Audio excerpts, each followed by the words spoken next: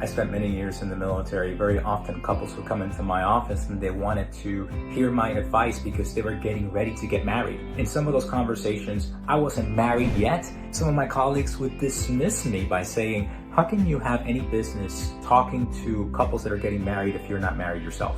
Well, that's like saying, how can a school teacher that's not a parent have any business disciplining children and giving advice on how to educate children? Or if you're a pilot, how can you possibly have any business flying an aircraft if you've never serviced the engines? So it goes with leadership. Often leaders are critiqued because they don't have what it takes to be in that role, in that position. For example, this individual has never served in this industry. How can they possibly have any business leading a company in our industry if they don't know before they showed up what's been going on? Or, this is a really high stakes type of job. How can this person possibly lead a team when they have never been in this situation in the past? Well, let's ask maybe Abraham Lincoln. What kind of preparation did Abraham Lincoln do before becoming president and leading a country through a civil war? Do leaders have to have answers to all the questions? Of course they don't. They may not know everything about a job or about an industry. They just need to know where to find the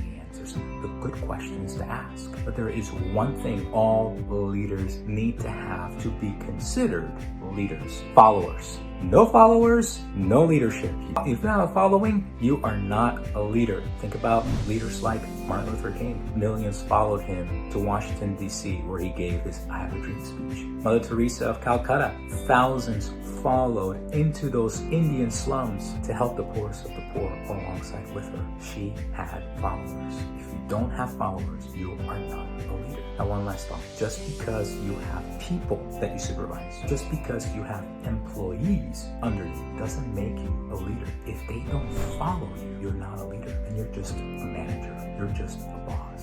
Therefore, how are you showing up to work every day and leading your people, inspiring your people, giving your people a vision that they can get behind and follow you as their leader to be able to have that vision become a reality?